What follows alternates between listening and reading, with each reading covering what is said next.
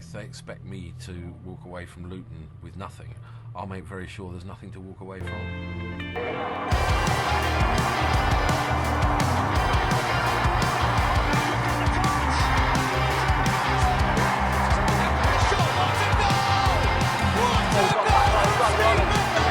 Gone for a long range effort. The keeper is on target. Yeah! Yeah! No meeting from Montclair. Round the wall. Yeah! Yes,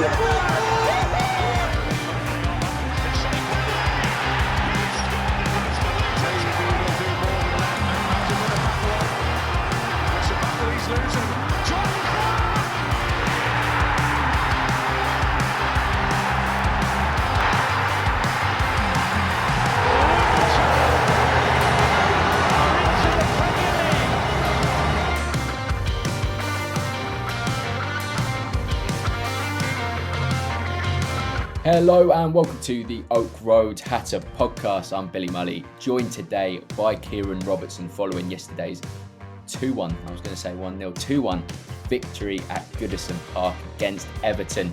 A game where we've done it again, 2-1 victory at Goodison Park for the second time this season. Kieren, how are you? I mean, under the circumstances, mate, not bad. And as I ran out and everyone was shouting as we were leaving the ground, I just smacked the top and was like, "We run Goodison now." Liverpool's our New Yorkshire, mate.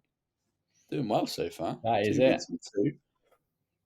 Good job. I mean, against Liverpool as well. We're doing very well against the Merseyside clubs, and it made that 7-hour journey round trip for me and Dad very much worth it. Put it that way. 100%. Today, we're going to run through yesterday's victory at Goodison Park. We're going to go through the latest in the January transfer window. 3 days now until that slams shut. And we're also going to end with Tuesday night's fixture, which is against Brighton Hove Albion. Of course, Brighton away is how we started the campaign. It would be a good measure to see how far we've come. So, Kieren, let's talk Everton. We fielded a strong team again, like we did against Bolton. It was there or thereabouts as strong as we could possibly have hoped for. Of course, a couple of injury concerns still preventing that strongest 11 that we could possibly put out from actually being put out. It was a strong team. It's what we expected. Everton kind of matched it with how strong their selection was, bar a couple of injuries their side as well. And that made for an interesting contest. Both managers showing their cards. It did. And I mean, I kind of assumed we'd both go strong anyway, because yes, we both play like playing on Tuesday.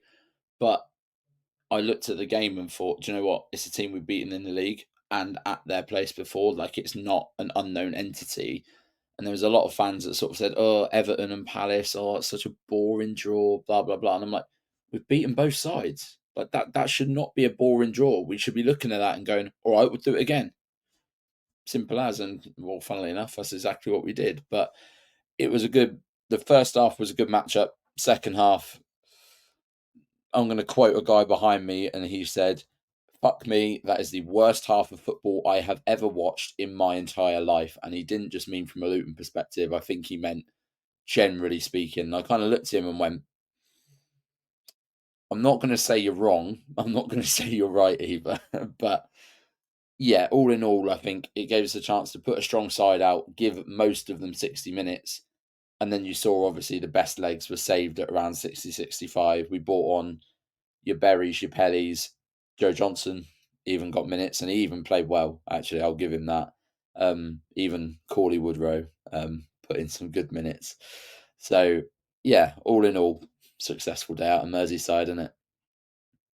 That has to be an Oak Road Hatter first. Kieren saying Joe Johnson, right? Not saying Joe Jacobson. Yeah, good point. That is, of course, we'll go on to Joe Johnson, but we'll speak about the game in itself. And you mentioned there that the first half was decent, the second half level sort of dipped, and I think that's a good way to put it. Thought we started the game really, really strongly again. Everton really struggled to string a few passes together. We looked threatening going forward. Link-up play at the top end of the pitch was decent. I thought we deservedly took a 1-goal lead into the break. That goal itself, there's a lot of I say controversy. There always is when it's Luton scoring goals. It seems to be these days for what is alleged to be a Barkley push on Dominic Calvert-Lewin, the softest push you'll ever see. And then Reece Burke, I think, got his head to it. I think it went down as a Mikolenko own goal. But corners, Luton, goals, it all makes sense, don't it?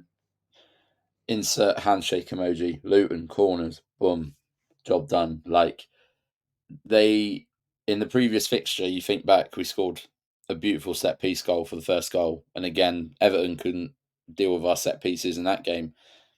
Same again. You'd think Dyche had learnt his lesson, but hasn't, not at all. And you think with the bodies that Everton have as well, like your Branthwaites, your Tarkowskis, your Onanas, DCL, Beto, they're not short on height at all, literally. But they can't win a header for Toffees, funnily enough. And I think the thing with the first goal, and I've seen the video, but I didn't see the foul, big air quotes on foul, because I'll get into that in a minute, on DCL until after the game. And I was the goal went in and I was like, yeah, cool. And then I was like, wait, what are we checking VAR for? Saw the game back. Now, for those that have seen the video, you'll see a push on DCL. All I'm going to say is if you slow the video down, Ross Barkley's arms are fully extended by the time that DCL's feet even leave the floor. It is physically impossible for him, if his arms are stretched, to push someone while stood still. So it is the most blatant dive you've ever seen in your life. And from a big 6'4" lump like DCL, that is fucking shambolic. And it wasn't the first time. He wasn't the only player that was doing it last night. And it's just funny. Like, Dyche's teams are meant to be these big physical sides. They stick it on you. And the first 20 minutes, they were slide tackling. They were sticking it on us. And we were sticking it back on them. And it was good. And then they just started fucking falling over. And Onana, for all the technical quality he's got, Lukonga made him look shit yesterday because all he kept doing was just falling over. Every time I touched the ball, down he went. They have this really, I'm going to describe it in a nicer way. Whenever they made chances, I always thought it was like they always just got the rub of the green, but it wasn't because it was any good. It felt really clumsy. Like, it was like, oh, the ball's just somehow bounced that direction. Oh, DCL's just missed the header. Oh, Beto's there. Oh, Beto's missed the header. Oh, DCL still ended up with the ball. And I think literally every chance they had was because we either gave it to them or it was like a lucky bounce or it just felt really clumsy. Not because they were actually any good. And that sounds really horrible. But I'm not sure like what your sort of viewpoint is from that in that sense. Yeah, I'd agree. Everton fans, I think, would have every right to be disappointed with that kind of performance. I've seen them, multiple times this season. You even compare it to the game at Goodison Park in September. They were a lot worse yesterday than I've seen them all season. I think they're in a real difficult position at the moment. I even saw a lot of Dyche out, which, that's a load of rubbish, I think. But yeah, they're in a difficult spot. They're not playing with any confidence whatsoever. And as you say, that the chances they did manage to create involved a touch of fortune. And that leads us directly onto the goal where Amari Bell slips. Tim Krul has a bit of a mare in terms of the save. And, I thought that could have been a real turning point, Kieren. I don't know about you, but I thought that could be exactly what the crowd needed, because I think the crowd was relatively quiet and disappointed with what their team were putting out. And that could have been a real opportunity for the fans. Well, I think the fans did for a fair bit, but for Everton to pick up and really take the game to us, especially when you combine the subs that we brought on, given I don't know, well-earned rest to likes of Barkley, Doughty as well, really important integral players, and bringing on players that haven't had as many minutes, and as we said, Joe Johnson that is at the very start of his development at the moment. So yeah, I think it was a missed opportunity from their perspective to really impose themselves.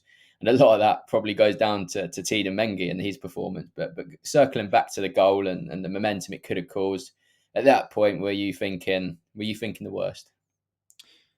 I was, in fairness, I will happily admit that. It was one of those where it went in and I just went, yeah, fine. And then we started making the changes and Eli got dragged and I was like, don't know how I feel about that. And then the subs kept happening and I was like, I understand why they're happening. Don't get me wrong, I'm not naive. It's a cup game. But also, oh God, we are not winning this cup game with the team that's on the pitch.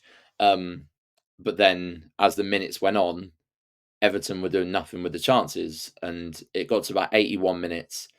And I said to my dad, I was like, they're going to nick it here. Like, there's like a little thing where I think Harrison had like an overhead kick that went over the bar. Beto missed an easy chance and stuff. I was like, they're just going to get one and it's going to go in. And he looked at me and went, if there's one thing that I can guarantee in this game, it's that we ain't losing. And it's not that, and he was like, it's not to say that we're going to go and win it.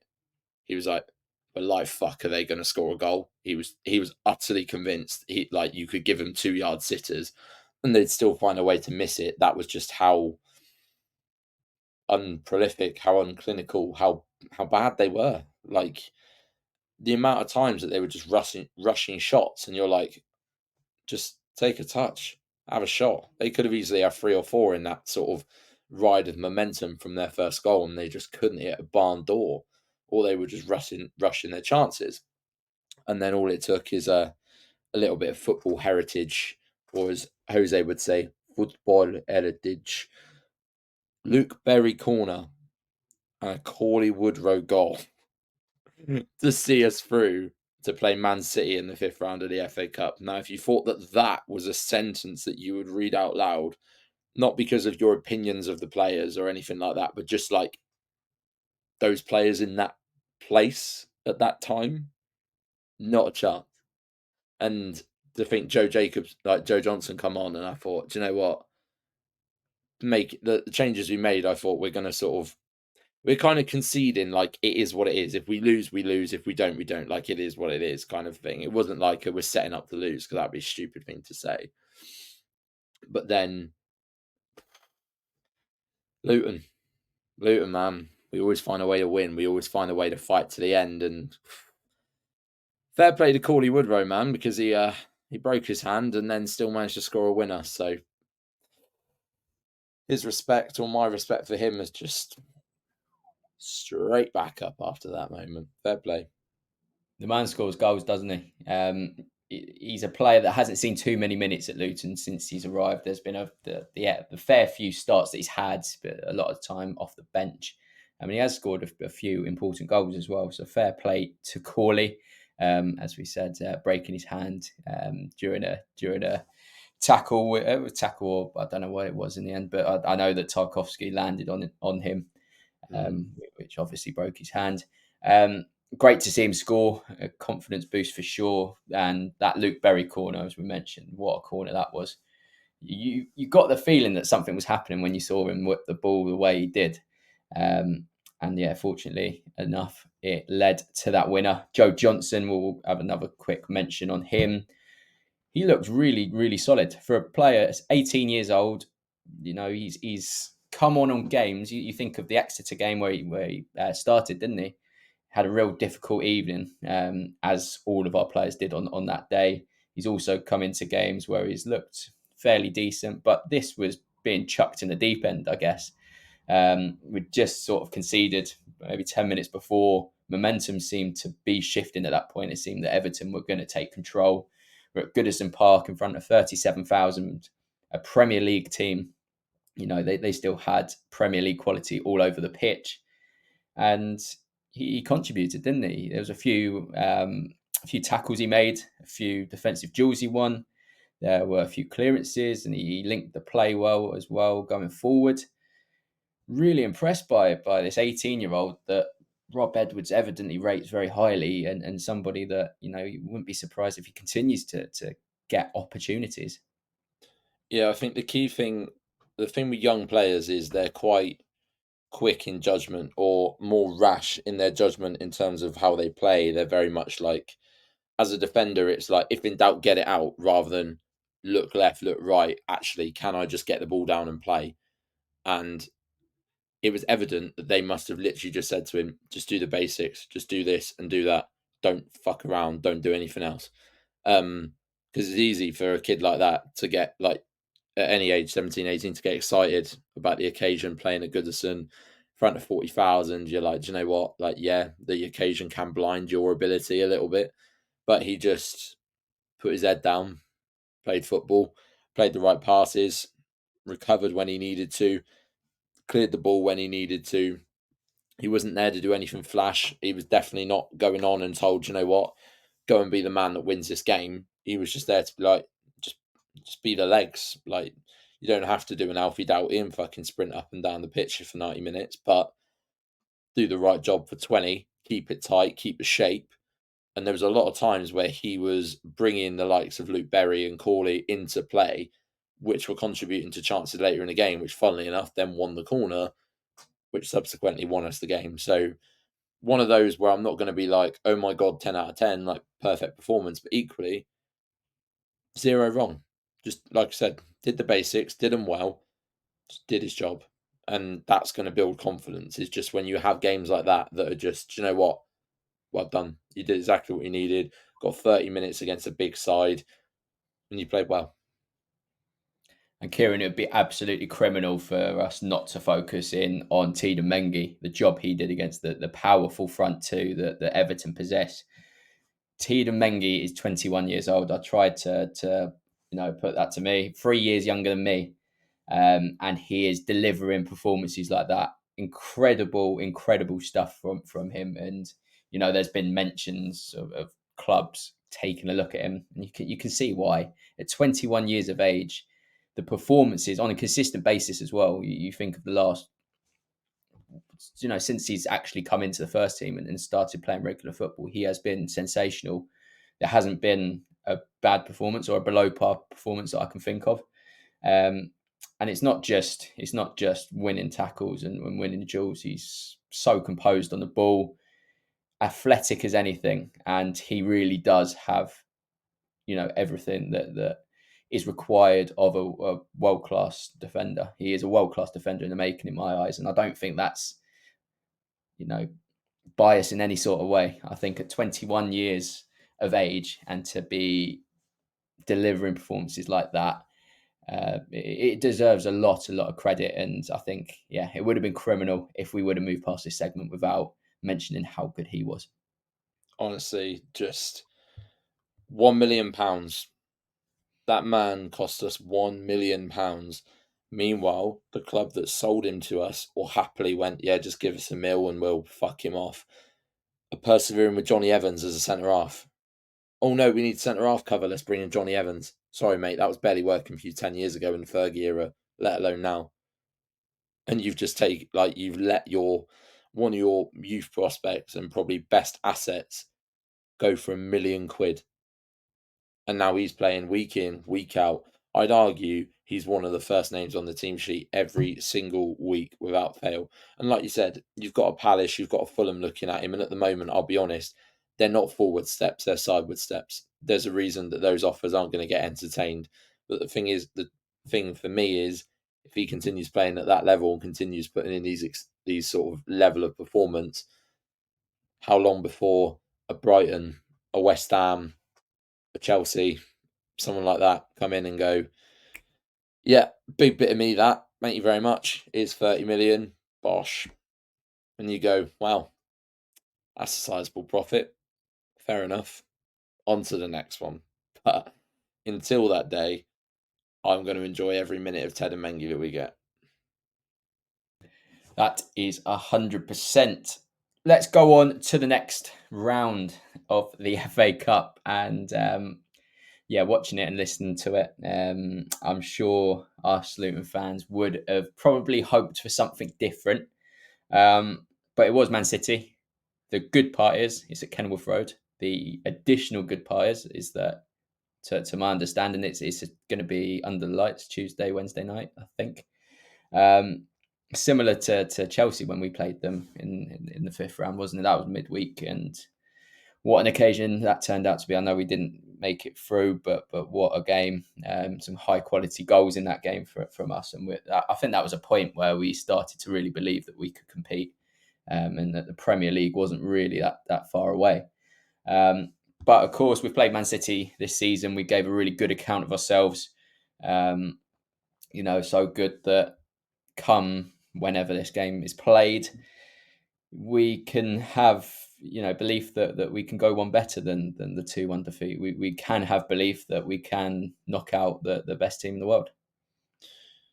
I mean, magic of the FA Cup, right? Maidstone, that's all you got to look at. Maidstone knocking out every team that just come against them at the moment. And then you look at the draw they've got. Again, they got Coventry or Sheffield Wednesday. And if you're a Maidstone fan, you're looking at that and going, oh, yes, please. Don't mind that. And you're thinking, even if you get Coventry, no offence, Cov, because I do rate you and you are a good side. But if they can beat Ipswich away as well, they're licking their lips at you and Chef Weds and thinking, yeah, that's a potential quarter-final. So then if Maidstone United, who are step 6, are thinking that about a championship side, what's to stop us thinking that about Man City? I look back to that game and you think we go 1-0 up and then their second goal was heavily avoidable. Would they have scored another one potentially if that didn't go in? Maybe, but it's a hypothetical scenario in it, so you never know. But for me, it's cup football. Anything can happen. Like in the league, it's simple. It's 3 points, and if you get to 89 minutes and you can't quite get a win, you just shut up shop and go for the one. This is everything or nothing, and there's no replays. If it's 1-1 at full time, you just go for it at that point. And even with a Man City, if they go for it, what's to stop a Chio or Bene counter attack and an Eli winner? Like anything could genuinely happen that evening. It'll either we could get slapped 5-0 for all I care, or we could sneak a 2-1 and we could be on a quarter final in the FA Cup. You look at the draw, and I know one of the Oak Road lads in our chat earlier was sort of saying, the draw's a bit shit. And I think Jamie came back and said, but you know what? Look at how open it is. Like there's only 3 ties of the 8, I think, that are all Premier League games. If we were to hypothetically get through into that quarter final, we'd actually probably be one of the favourites to fucking win the thing, which is mental. And at that point, the debate comes back, doesn't it? You think of Wigan when they won the FA Cup and got relegated. Do you look at this season and go, do you know what? Would you rather win the FA Cup and go down, or would you rather stay up? We can always come back up. That's what I'd say. So, I mean, I would obviously love to do both, and I think God knows, mate. But even if we got knocked out in the next round, to be fair, to get to the last 16, we've done really bloody well for ourselves so far. But let's just kick Ireland a few times and let's just get through to the next one, shall we? Maidstone away in the quarter final, and then we're at Wembley. Job done. Well, Kieren, you posed the question. If the opportunity arises, of course, it's completely hypothetical, and there is that slight possibility that we do both. Do you want to win the FA Cup over Sten Premier League? For the memories, yes. For the finances, no. Like, yes, you'll win money for the FA Cup, but we'll also get a fuck ton of money if we stayed up. And equally, as good as that memory would be of, oh my God, my team have won an FA Cup, and you look at like a Portsmouth or something like that, who have got an FA Cup to their name, and that's all they can scream about, and fair play to them, because they absolutely fucking should. And the same with Wigan.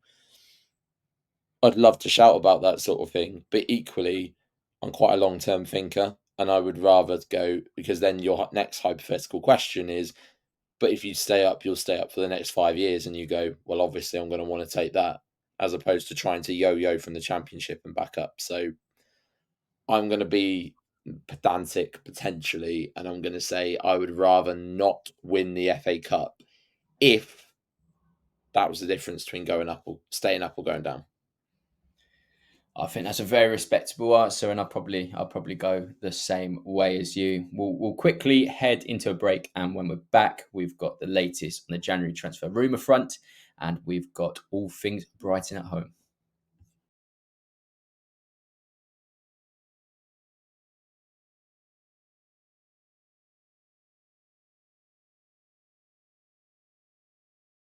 We are back for part 2 of today's episode, and that leads us straight into the January transfer window. And we're edging very, very close to the end of the window, and that's when most of the rumours start surfacing, especially when you are a follower of Luton Town. The first one is one that we've brought before, but there's continued developments. There's a lot more lines to these stories these days, Kieren. I remember the days when the only thing you knew was if a player had signed or not. There was nothing to do with the ins and outs of the contract details. There was nothing really being reported other than we have signed a player, we haven't signed a player, blah, blah, blah. But the situation on Ryan Giles is pretty clear, I think, by everything that's been going on in terms of the big media outlets reporting on his situation. The fact that he did not play a part at Everton does suggest that he is on his way off. I think the latest is that Hull City are the ones that are supposedly going to land him. What the latest line was, it was that it was a loan to buy. It was valued around sort of £5 million, similar to what we were reported to have paid for him. Ryan Giles, Kieren, I sort of spoke about the situation before by myself last time out, but what do you think of this whole situation with the young left back? Are you surprised that we're sanctioning a potential permanent exit? Do you think there was a way back for Ryan Giles, especially considering he has had a fair few minutes in sort of recent times? And going to a team like Hull, do you think he'll be a valued addition? I'm going to take an interesting stance on this because obviously you get a lot of discourse on Twitter and stuff where people are sort of like, why are we selling a player that we bought 6 months ago?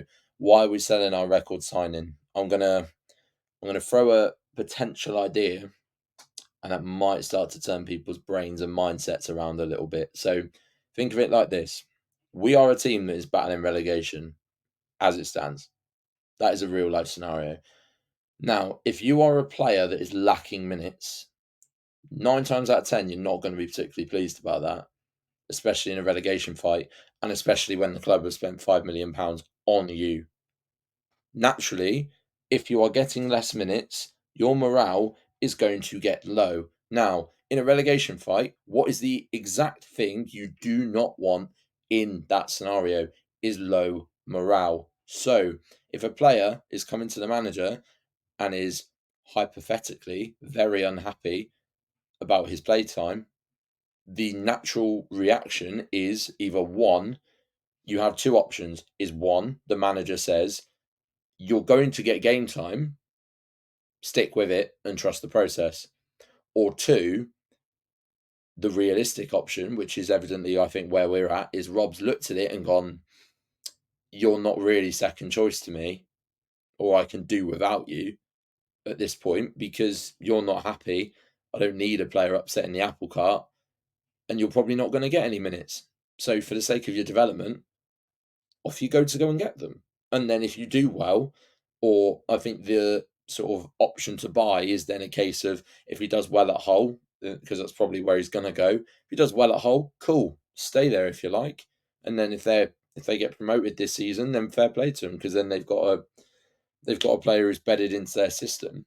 Or we then take a player back who's had 6 months of first team football, and then he comes back to us when you could either be in a situation where Luton are in the Championship and we now don't have Alfie Doughty, so then Giles is our first team fullback, as it were, or you come back and you've got a player who's developed more and is more fine-tuned to what we're after in a player. Like, I think a lot of people they take things for face value or they make their own fucking stupid assumptions of what's actually going on.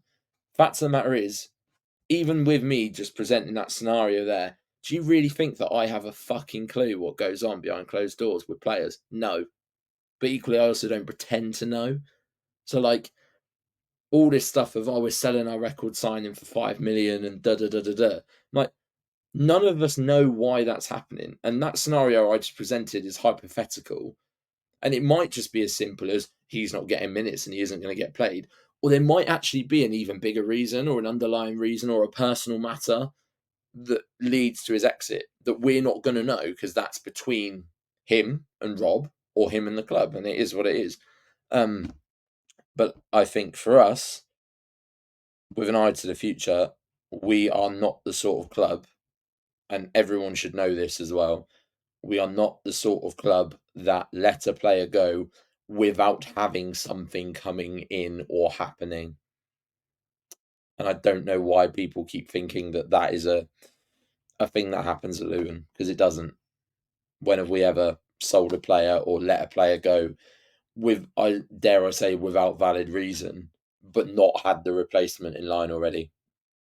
I know people get sick of hearing the phrase trust the process, but there's a reason that people bang on and tune on about it, because it's true, and that you shouldn't make up assumptions or make up hypothetical scenarios like I've just presented. Yeah, fine, but at least I know it's hypothetical and I don't pretend to know the truth.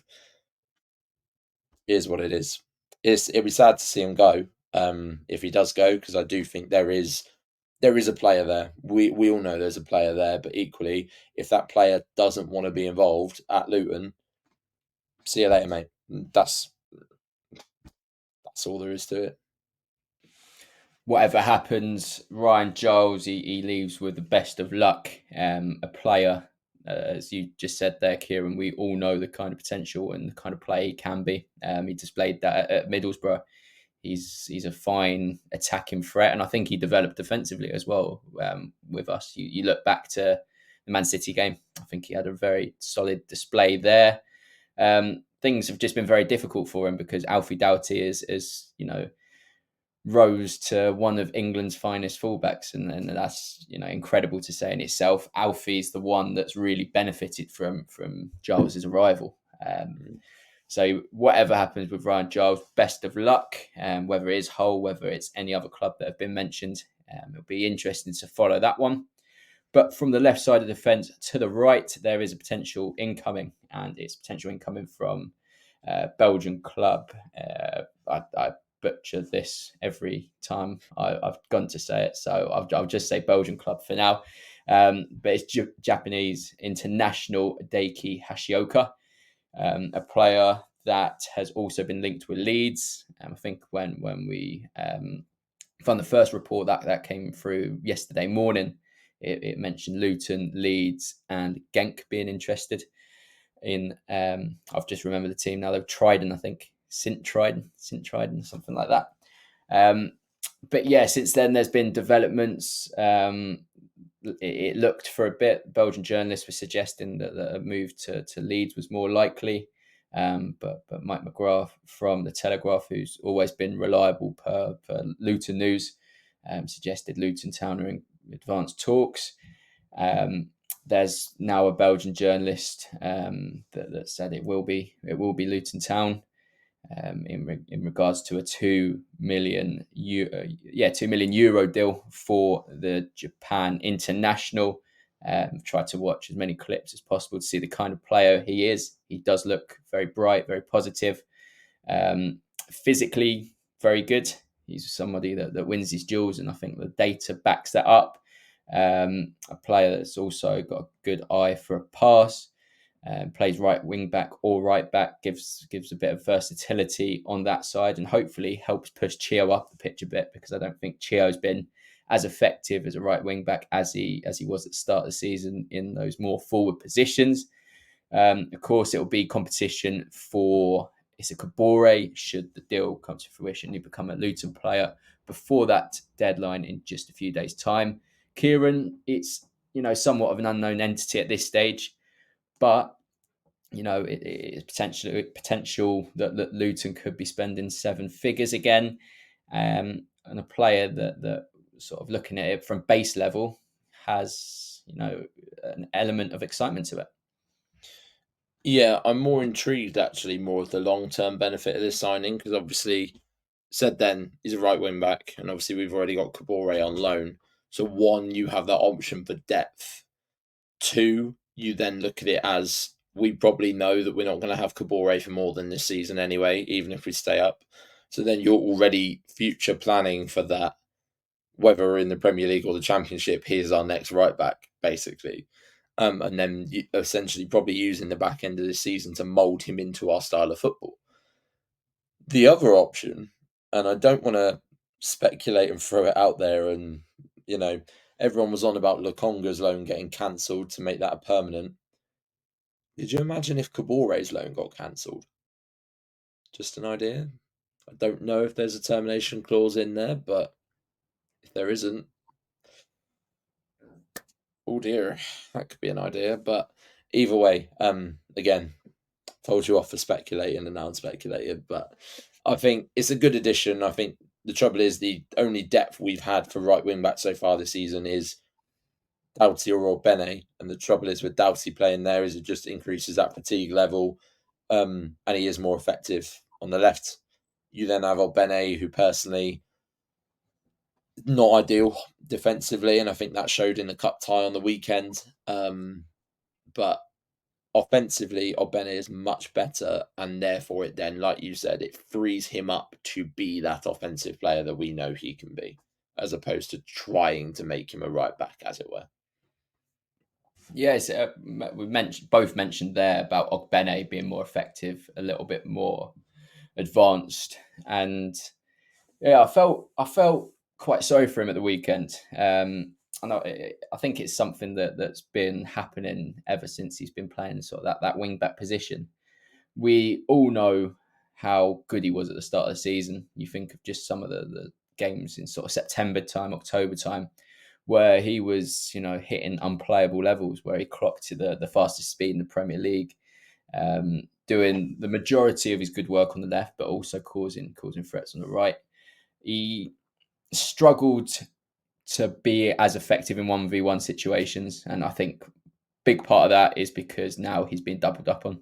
I think footage from those sort of September, October games are being put forward to the teams we're playing, and they identify him as a threat regardless of where he plays on the pitch.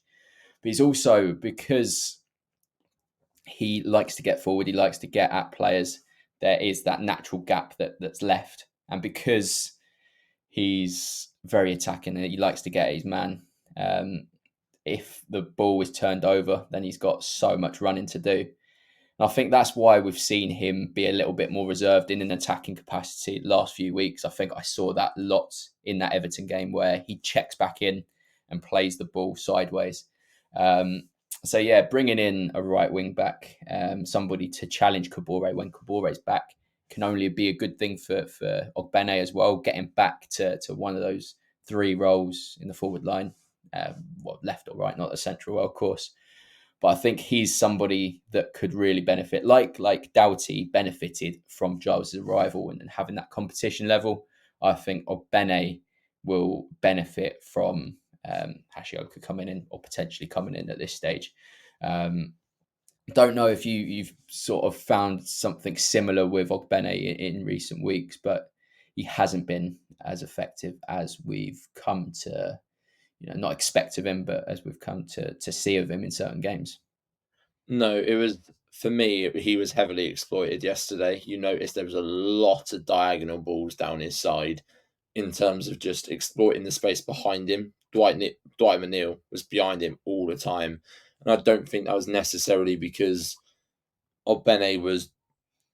It's a mix, because there's a lot of times where I think back and Ogbene was well out of position or not tracking the right man, and he's central, and then there's two on the left, and you're like, right, the one team you don't want to see put crosses in, and they're literally just spamming crosses like it's a game of FIFA. Like, it's because he's not, like you said about him, he's attacking minded. So because he thinks attack first, defense second, that's not like a second nature instinct to him to be like, oh yeah, fuck, I need to cover that space. Oh yeah, I need to be the one that stops the cross. Oh, I need to be in that position, not that position. Which makes it impossible. And it's sort of like, in the way that we want to play, we sort of briefly spoke about this before the pod, and it's like, I like the idea of if you're playing two fullbacks, obviously left and right, I like the idea that one is more offensive and the other is more defensive. So in this case, this is where, when we had Doughty and Drame last season, it worked so well because Drame was more defensive.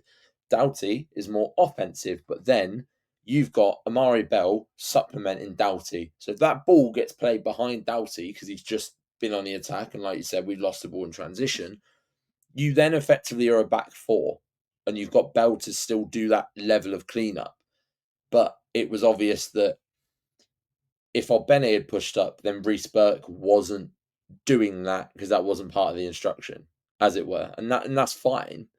It's almost like a mini thing to maybe look at. But then perhaps when we briefly spoke about Hashioka, and you sort of said you'd seen some clips, and he's more of a Drame than he is a Doughty, right? So then does that ease our defensive woes a little bit? Does then that allow Doughty even more freedom of the pitch in that respect? And even if he goes inside or goes outside, you then go, all right, well, we know we've got the confidence of a back four. And that's where Amari Bell is best, and he's substantially improved in recent weeks as well. So I like the idea of having a more defensive fullback as opposed to yet another offensive fullback. Let's turn our attention to Brighton at home. Of course, Brighton was the game we opened our Premier League campaign with. It was a 4-1 defeat. We saw plenty of positives, but ultimately beaten by the better team on the day. It was a sort of a harsh welcome to the Premier League, given how good of a club they are. They're very good from playing staff to everyone involved with the club. They do things in a good way. They earn a lot of money in doing so. Some of the deals they've been able to manage. They're a club that a lot of teams, well, a lot of people in football and out of football have suggested are a real model club. But I think also at the same time, Luton are starting to fit into that mould in terms of being a model club for those lower down in the pyramid. They're a side as well that have this sort of expansive, exciting playing style. Hasn't really, I know they're still doing very well, but hasn't probably been as effective as they were maybe last season. That's something that the Brighton fans have every right to come at us with. That's through not watching them week in, week out and seeing them just in select games.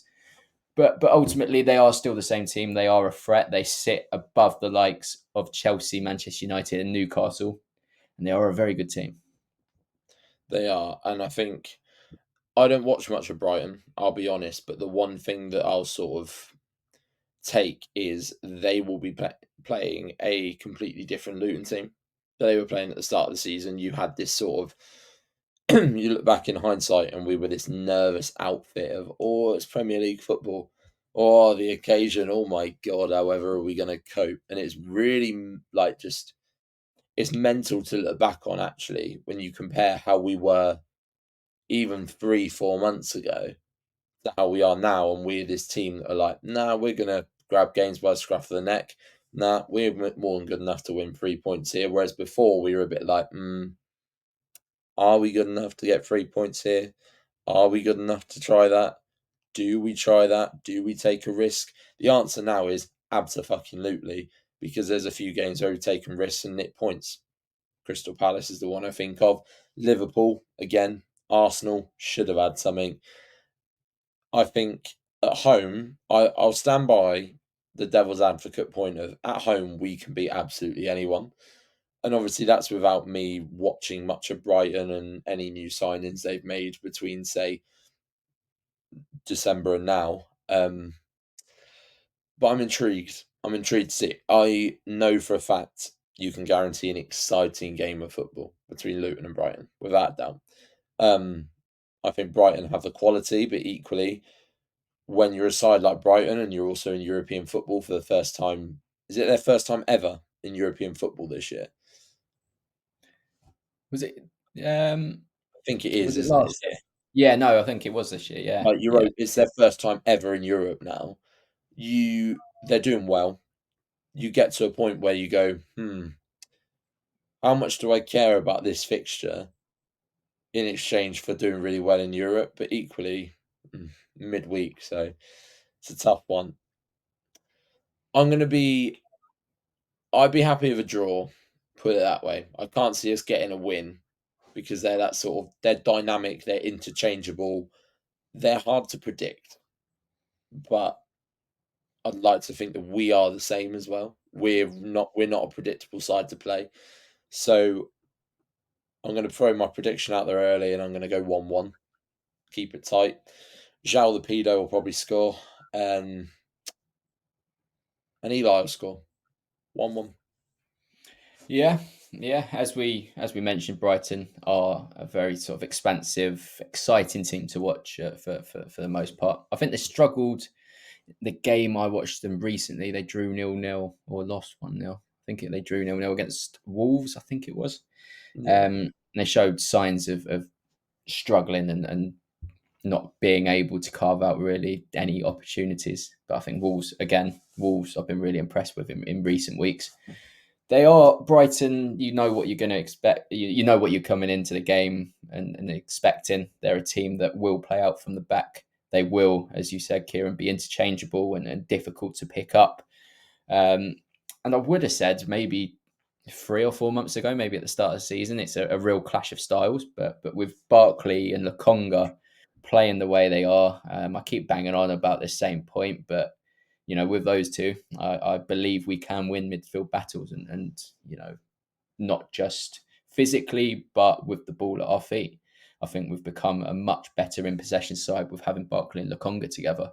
And that makes it for a really interesting battle. I think the midfield, again, will be the most interesting battle on the pitch.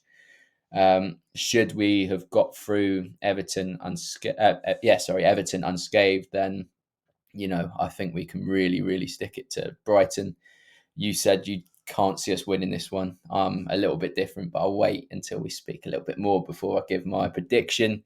Just looking at their position in terms of their away form as well. They're 7th at the moment, 32 points from 21 games, plus 5 goal difference. So again, top 6 is within grasp for them. They'll be really competitive. It'll be a very important game for them in that respect. But away from home, they've got 12 points from 10 games, minus 3 goal difference. So certainly want to be playing them with Brighton being the away team as opposed to playing them at home.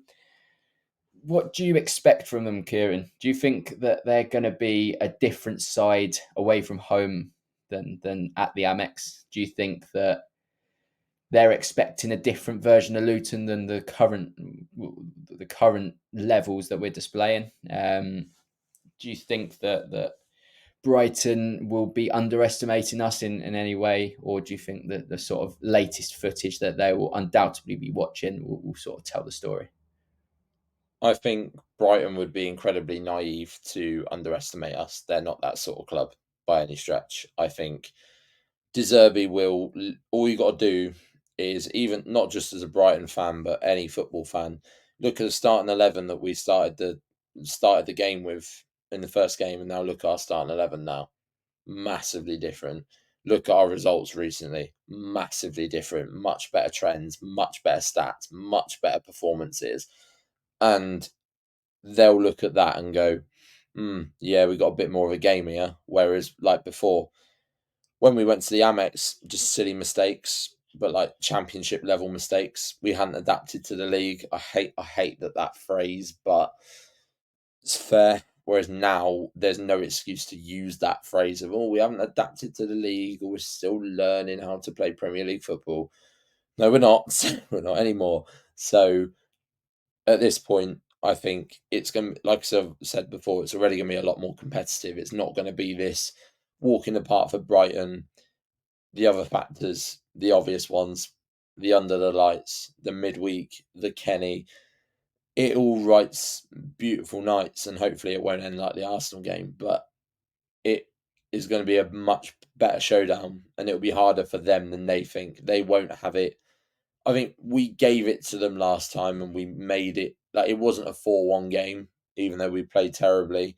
it wasn't a 4-1 game. Whereas this time, we're not going to give it away like that. And if Brighton beat us, Brighton will beat us more than likely out of merit, as opposed to they're just not very good yet, basically.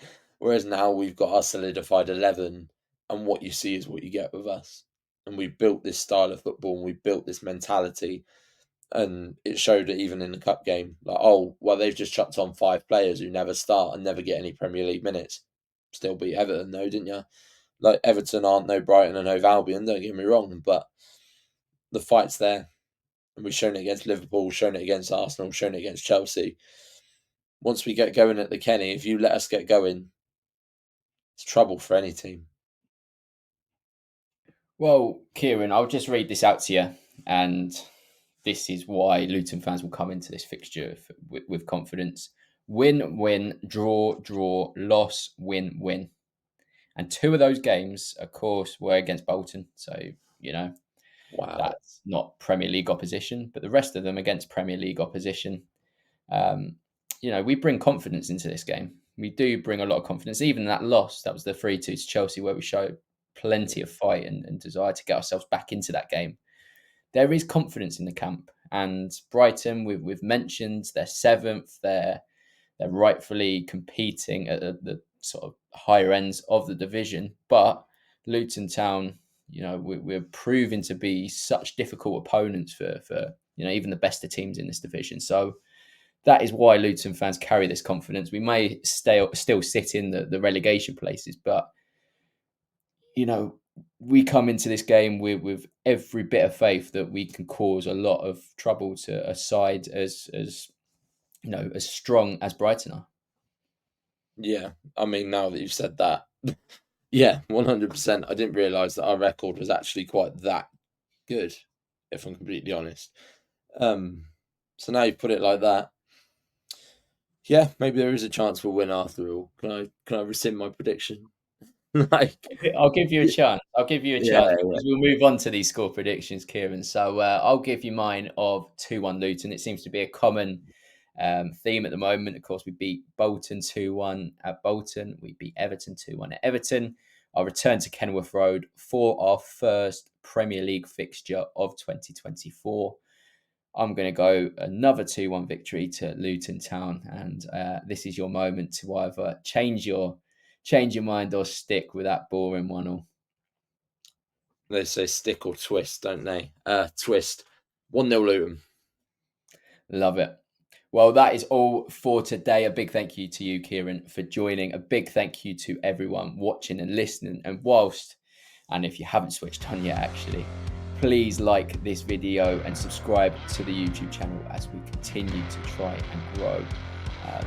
Subscriptions and likes and shares mean more than you probably anticipate. So continue trying to grow this channel for us, and we'll continue bringing the content.